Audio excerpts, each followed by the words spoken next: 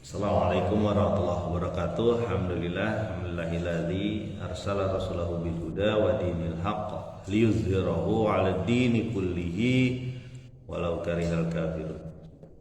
Alhamdulillah jamaah kampung takwa astan rahimakumullah. Mari kita lanjutkan lagi masih di surat Al-Qasas. Kemarin kita sudah sampaikan pertemuan Rasulullah Musa dengan Allah Subhanahu wa taala di satu bukit yang di sana terjadi kerasulan. Penetapan Musa sebagai rasul diberikan dua mukjizat, tongkat dan tangan yang bercahaya. Selanjutnya Nabi Musa pun menyampaikan bahwa dia adalah seorang yang dikejar, diburu karena membunuh. Kemudian Nabi Musa meminta kepada Allah agar dikuatkan oleh saudaranya Harun yang lebih fasih lisannya. Kemudian dikabulkan oleh Allah dan mengatakan bahwa Allah memberi kekuatan kepada mereka berdua dan akan memenangkan mereka berdua. Mari kita lanjut di ayat yang ke-36 surat Al-Qasas. Bismillahirrahmanirrahim. Falamma ja'ahum Musa biayatina bayyinatin qalu ma hadza illa sihrun muftar wa ma sami'na bihadza fi abaina al-awwalin. Maka ketika datang Musa kepada mereka, Fir'aun dan sekutunya, dengan membawa tanda-tanda kekuasaan kami, mereka berkata, ini tidak kami, ini adalah sihir yang dibuat-buat, dan tidaklah kami mendengar tentang masalah ini dari bapak moyang kami sebelumnya. Nah, ini adalah dalam susunan ayat dalam Al-Quran ini masa dilipat ya. Masa dilipat artinya tidak disebutkan bagaimana setelah itu Musa jalan menuju istana Fir'aun.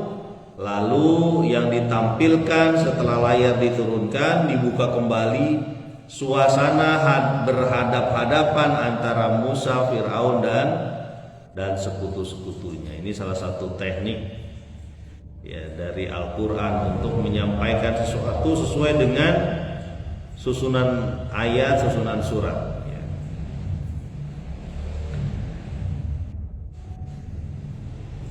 Jadi langsung pada suasana pemberian bukti-bukti yang nyata dari Musa kepada Fir'aun. Apa yang dilakukan Musa adalah apa yang diperintah oleh Allah ya. Secara detail ada di surat-surat lain, tetapi di sini hanya diringkas saja ya, sesuai dengan pola-pola surat ini ya. Dan apa yang dikatakan oleh Fir'aun mirip dengan apa yang dikatakan oleh Abu Jahal dan kawan-kawannya di masa Rasulullah ya. Ma hadza illa sihrun muftar. Sungguhnya ini adalah hanya sihir yang dibuat-buat ya. Makanya Nabi Muhammad juga disebut itu. Disebut apa? sahir atau tukang sihir.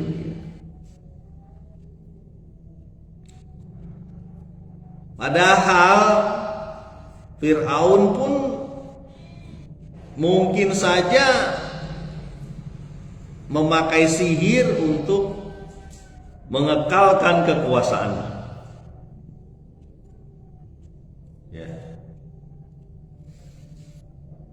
Dia tidak menolak langsung apa yang dikatakan oleh Musa. Dia cuma mengatakan ini mah sihir gitu. Sesuatu yang tidak jelas, tidak punya argumen, kekuatan pendapat nggak ada ya. Dia cuma bilang tuduhan aja. Itu ciri-ciri diktator tuh begitu. Kalau ada kebenaran yang menggoyang kekuasaan dia ya, dia berusaha akan menghancurkannya. Enggak peduli itu benar atau tidak dari sisi hukum. Dan dari sisi akhlak sama aja.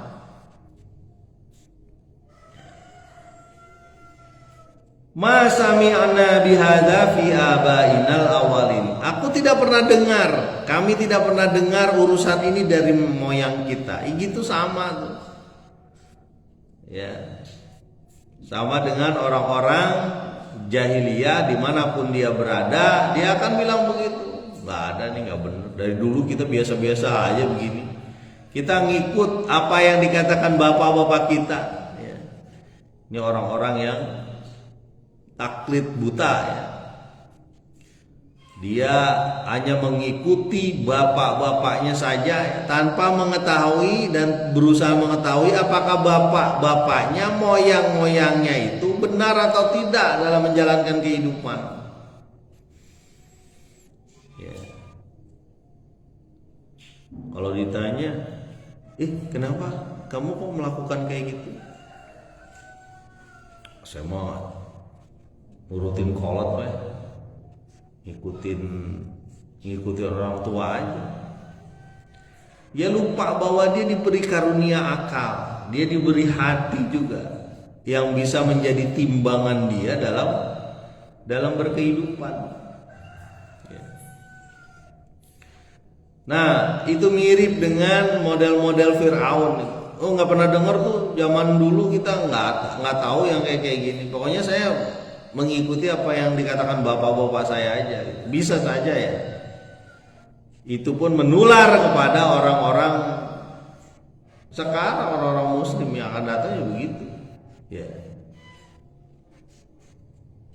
Ada tradisi-tradisi yang kita sendiri nggak ngerti tradisi itu maksudnya apa dan kayaknya nggak masuk akal. Tapi karena di sini terbiasa, ya. Jadinya diikutin aja. Ya. Ayat selanjutnya jamaah kamu takwa astain rahimahullah, ayat ke-37.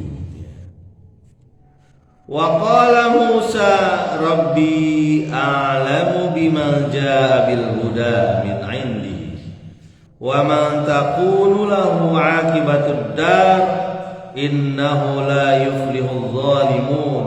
Berkata Musa, Tuhanku mengetahui siapa yang datang dengan petunjuk dari sisinya, dan siapa yang menjadikan kesudahannya yang baik, akibat yang baik. Sesungguhnya tidaklah beruntung, tidaklah menang orang-orang yang zalim. Nah, Nabi Musa ini halus tapi tegas. Tidak langsung membantah apa yang disebutkan oleh Fir'aun, tapi dia menyatakan ketegasannya dan kepercayaan dirinya ya, bahwa ini adalah alamu biman jaa bil huda. Tuhanku tahu siapa yang membawa petunjuk dari sisi. Ini keyakinan dia. Ya. Kemudian wa man takunu lahu aqibatud dar, dan dia mengetahui siapa yang akan di ujungnya adalah kebaikan. ujungnya adalah kebaikan. Dia tahu ya. Ini bahasa halusnya Musa ya. Tidak membantah langsung tapi dia yakin ya. Sindiran halus ya. Kemudian disampaikan juga innahu la yuflihul zalimun, bahwa bahwa orang-orang zalim tidak akan mendapatkan kemenangan. Jadi yakin tuh Musa. Kalau kita lihat bagaimana latar belakang dari kehidupan Musa pada saat itu ya. Dia mendapatkan dua pendidikan kemewahan dan pendidikan kesulitan, pendidikan kemiskinan. Pendidikan suasana mudah, gampang gitu ya. Dan suasana yang sulit. Nyari air aja bisa ya mungkin berebut pada saat itu.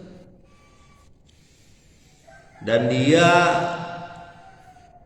melewatinya selama kurang lebih 10 tahun ya, di kampung ya. Innahu la yuflihul zalim, bahwa Allah mengetahui orang-orang yang zalim tidak akan menang.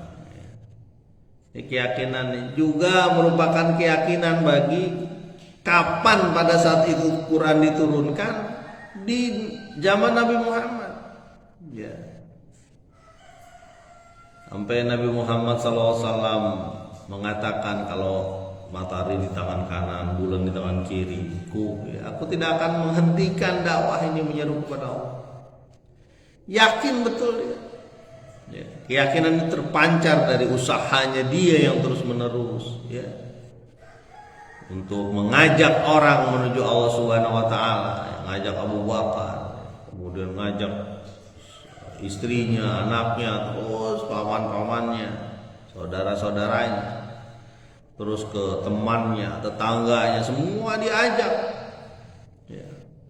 Gigih ya, dan memang Nabi begitu. Ya.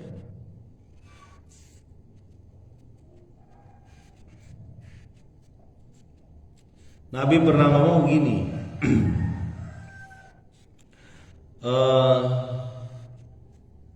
siapa orang yang betul-betul beriman?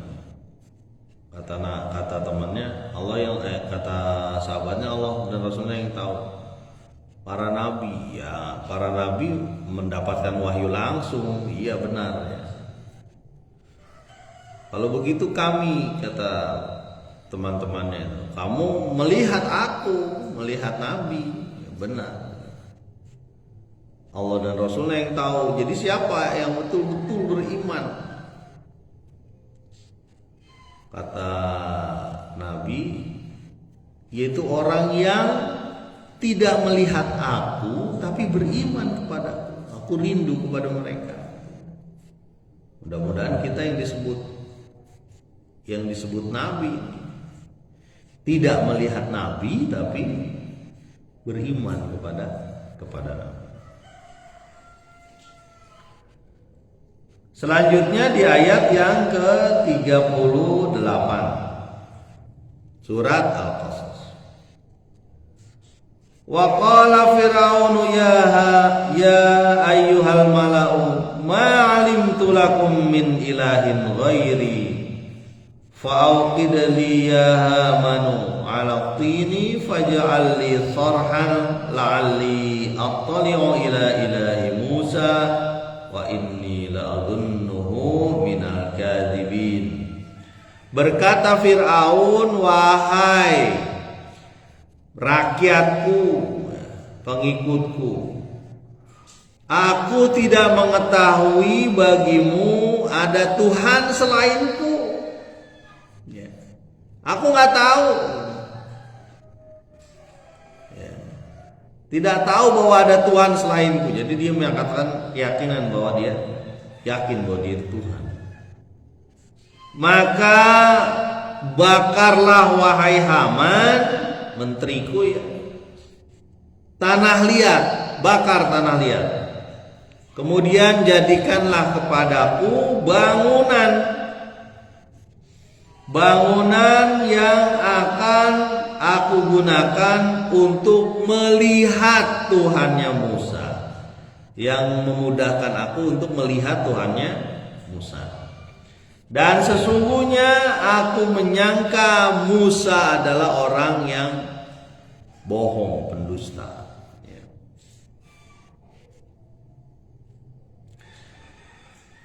Nah, ini bukti dari kesombongan Firaun ya.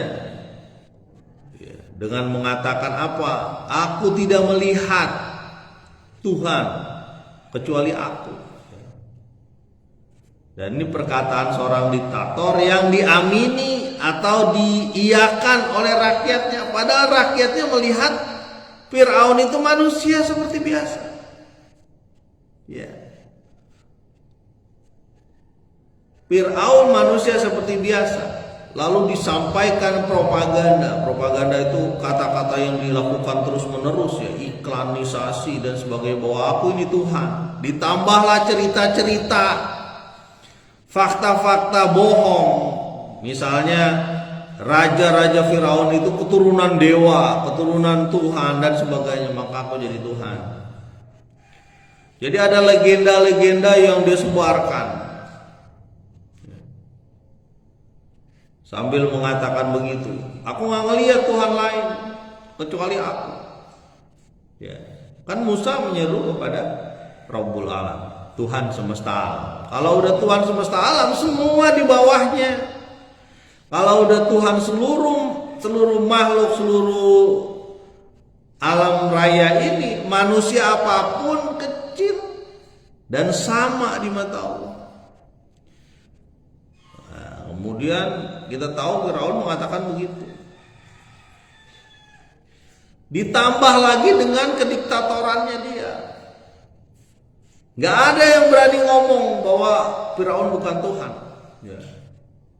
Orang gampang aja dia membunuh orang. Ya. Sehingga kemampuan berpikir manusia pada saat itu hilang.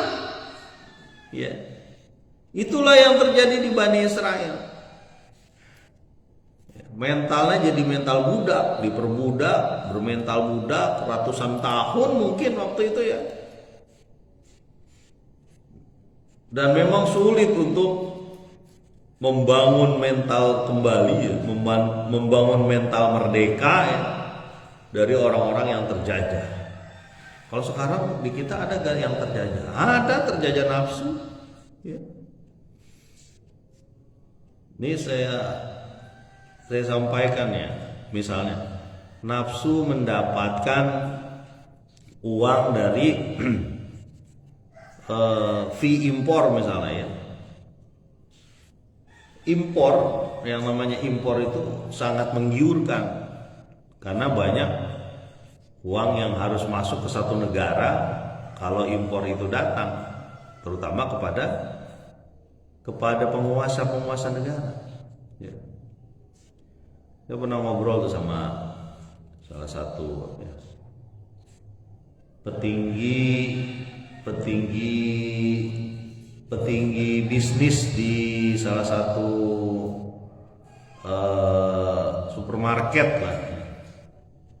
Dia mengatakan begitu. Dulu waktu zaman, ngobrol tahun berapa ya, 2015 kalau nggak salah.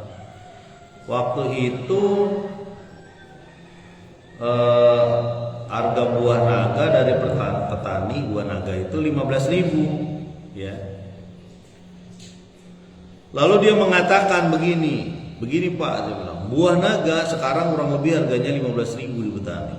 Dari salah satu negara itu saya bisa dapatkan sampai gudang kami itu 5.000 rupiah pakai kontainer. Demikian murah. Makanya banyak buah impor tuh begitu. Bukan kita melarang impor, cuma kalau bisa yang lain aja, yang ada di kita mah nggak usah. Lagi pula jangan terlalu juga memanjakan lidah kita ya. Sama aja. Ayo Kong Erdi, Kong, apa kabar Kong? Itu contoh, ada yang kita terjajah oleh nafsu kita, ya. Terjajah oleh nafsu ketika apa? Ketika orang pengen masuk jabatan tertentu atau kantor tertentu, ya. Supaya dia dapat pekerjaan itu, dia sogok sana sogok sini. Kalau perlu dia ambil uang dari mana supaya dapat pekerjaan itu. Termasuk jabatan. Itu kita terjajah. Terjajah oleh nafsu kita amaratum bisu, menyuruh kepada keburukan. Jadi sama aja yang namanya Firaun itu ada juga zaman sekarang, ya. Ya.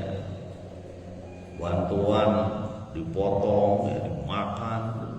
Memang perut manusia itu kata Nabi nggak bakal bisa penuh kecuali dengan tanah. Apa aja diembat, ya. Aspal mestinya 15 cm jadi 5 cm. Aspal aja diembat. Kembali lagi ke ayat bahwa Fir'aun mengatakan demikian. Dia bilang bahwa aku tidak melihat Tuhan, yang aku lihat adalah aku Tuhan. Ya. Pakai metode banyak lah dia itu, mungkin multimedia, dia sampaikan propaganda, disampaikan ke Mesir waktu itu kan gak cuma orang Kipti ya, ada orang Bani Israel juga ya. Kita ingat dulu waktu kisahnya Yusuf alaihissalam. Fa'auqid li ya Hamanu ala tini faj'al li sarhal la'alli attali'u ila ilahi Musa. Wahai Haman, menterinya dia, ya. Bakarlah tanah liat, ya. Ya. Bakarlah tanah liat. Untuk apa? Faj'al li sarhal la'alli attali'u ila ilahi Musa. Dan buatkanlah bangunan, ya, dari tanah liat itu, ya, yang tinggi untuk aku melihat Tuhannya Musa. Ya, ini pura-pura, ini dia sebenarnya pura-pura tuh, pura-pura mencari kebenaran lah kira-kira begitu. Kan biasa ya, apa namanya, penguasa itu bersilat lidah, ya. Kenyataannya daerahnya parah, dibilang enggak, biasa-biasa. Saya masih ingat dulu waktu reformasi dulu itu ada menteri yang ngomong begini, aman, kita nggak nyampe itu gejolak dunia itu nggak nyampe, kita punya fondasi ekonomi yang kuat. Itu dia ngomong gitu. Saya masih ingat sampai sekarang. Setelah itu hancur. Jadi gitu. Aman di daerah kita sih nggak ada bencana alam, nggak ada ini. Padahal udah hancur-hancuran itu. Ya. Kebohongan yang disematkan kepada orang lain atau yang dibuat sehingga dia seolah-olah aman-aman aja daerahnya gitu. Padahal daerahnya sedang tertimpa bencana, dirubah-rubah. Enggak, dia meninggal bukan karena bencana alam yang di tempat kita, bukan. Dia meninggal karena sakit jantung, macam-macam lah. Ya, berusaha diputar balikan. Nah, ini kasusnya mirip dengan pura-puranya Firaun melihat kebenaran gitu. Coba kita buat katanya kan kata Musa, Tuhannya ada di langit, Tuhannya di atas, tinggi, lebih tinggi dari siapapun. Ayo kita buat apa? Buat bangunan, infrastruktur. Wah, keren. Ya. Dibuat infrastruktur supaya tinggi dari tanah liat, entah piramid, tak apalah bangunannya lah ya, supaya dia naik. Ya. Dipergunakanlah banyak sumber daya dia untuk membuktikan perkataan dia bahwa apa? Ini ujung-ujungnya. Wa inni la adzunnuhu minal kadzibin. Sungguhnya aku menduga bahwa Musa pembohong. Ayo kita lihat, saksikan bersama-sama peneropong Tuhan. Kira-kira begitu. Bangunan peneropong Tuhan, infrastruktur buatan Firaun dan Haman. Kira-kira ada gak ya? Nggak kelihatan. Saya sering menggambarkan sama anak-anak itu bagaimana bisa kita lihat Tuhan, lihat Allah. Bagaimana bisa kita lihat Allah. Ya. Orang listrik aja nggak sanggup kita lihat. Ya. Colokan handphone tuh, kalau kita colokin ke jaringan listrik di rumah kita, nggak keluar tuh kelihatan, langsung dicolok aja di handphone. Lama-lama baterainya penuh. Dari mana tuh baterai nggak kelihatan? Kita manusia lemah banget kalau untuk urusan melihat. Karena penglihatan kayak gitu kita nggak ngerti. Di tembok rumah kita nggak tahu sebelah tembok kita itu terjadi apa. Lemah banget gitu. Laut juga begitu. Bagaimana kita tahu laut? Laut paling kita tahu 10 meter kalau dengan mata sendiri ya. Kalau pakai kamera dalam laut ya mungkin lebih jauh, mungkin 200-300 meter. Kalau sampai 1 kilo di bawah laut harus ada kekuatan yang bisa masuk pakai kapal selam khusus. Dan dia nggak bisa lama-lama, bisa pecah dari dalam. Mengetahui apa yang ada di laut dalam baru 100-200 tahun terakhir aja. Sebelumnya gelap bagi kita, lautan itu gelap. Paling-paling terangnya cuma 500 meter karena kelihatan matahari nyampe situ. Tapi di bawah itu kita nggak tahu.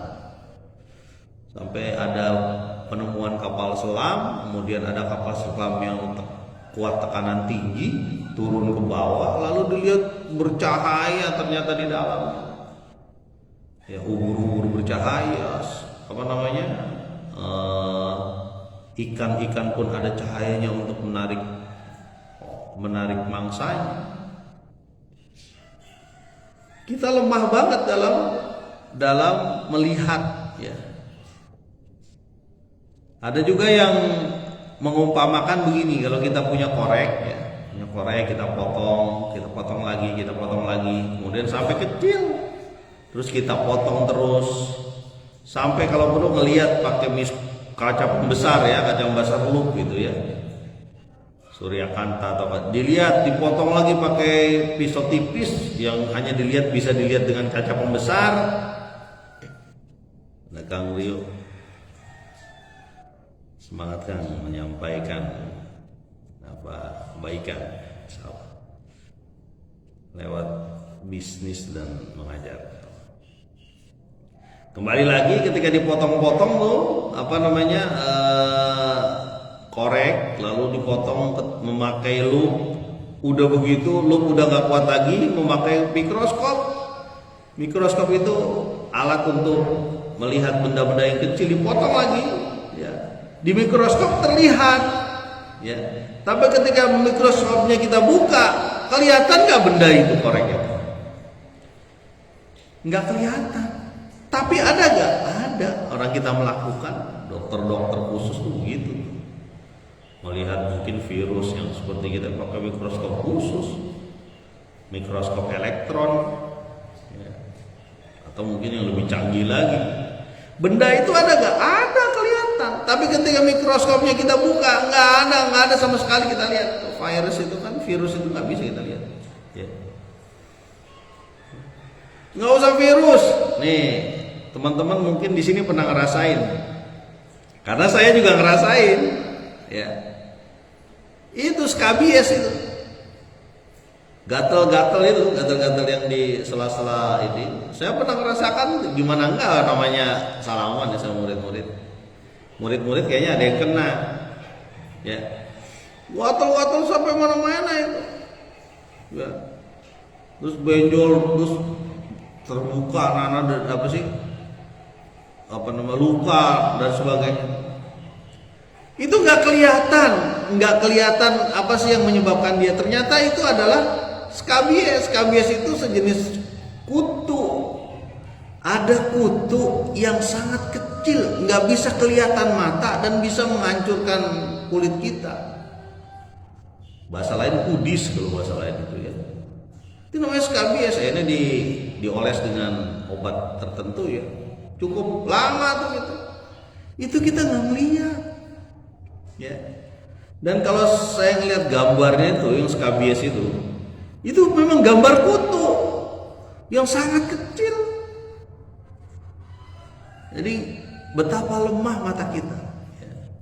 Nah ini kisah yang tadi ini, Firaun membangun properti, ya, properti infrastruktur untuk peneropong Tuhannya Musa. Itu sebenarnya dia sudah tahu nggak mungkin ada.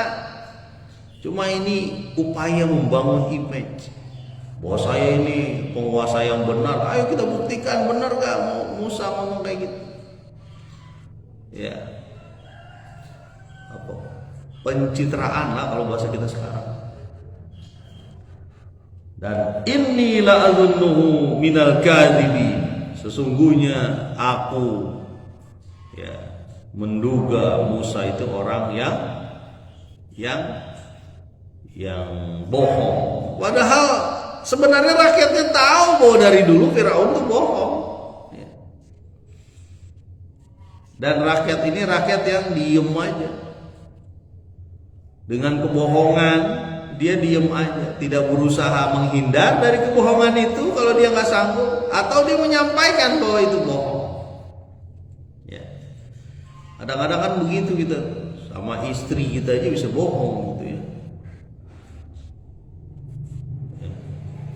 Sama keluarga kita, anak kita aja bisa bohong. Bagaimana anak nggak terbangun menjadi pembohong? Kamu mencuri mangganya Pak ini ya? Enggak. Bener kamu kan mencuri sama teman-teman kamu? Enggak Pak, enggak. Si Anu. Karena udah biasa bohong, padahal dia yang mencuri. Dan kebohongan itu bisa diajarkan. Ya, sama seperti kejujuran. Kebohongan bisa diajarkan. Makanya itulah yang kita takutkan. Terus meneruslah seorang hamba berbohong sehingga dicatat sebagai pembohong. Ya, kata Nabi itu begitu. Jangan sampai kita keluarga yang dibangun dengan kebohongan, ya. Ketidakjujuran kan sebenarnya berawal dari tidak ingatnya dia bahwa dia dilihat oleh Allah, dilihat oleh penguasa alam ini. Ya. Jadi dia menganggap biasa aja, orang juga biasa ngebohong, gitu ya. Itulah yang terjadi pada tukang-tukang dagang misalnya, gampang aja dia ngebohong. Termasuk ada perusahaan yang pernah saya bilang pernah saya sampaikan, ada perusahaan yang menyembunyikan bahan-bahan yang sebenarnya tidak halal. Ketika ada inspeksi dari majelis ulama untuk ngecek dia ada halal atau enggak, dimasukin ke tempat tertentu barang yang tidak halal. Jadi ada pembohongan-pembohongan yang dibangun untuk mencapai rezeki yang gak benar. Makanya walaupun sedikit gak usah bohong. Ya mudah-mudahan kita tidak menjadi orang-orang kayak Firaun ya. Laganya doang pengen mencari kebenaran ya, dengan membuat properti, membuat infrastruktur ya, bangunan yang katanya melihat Allah, melihat Tuhan Musa, padahal itu cuma pencitraan dia. Mudah-mudahan bermanfaat. Subhanakallahumma wa bihamdika asyhadu an la ilaha illa anta astaghfiruka wa atubu ilaik. Assalamualaikum warahmatullahi wabarakatuh.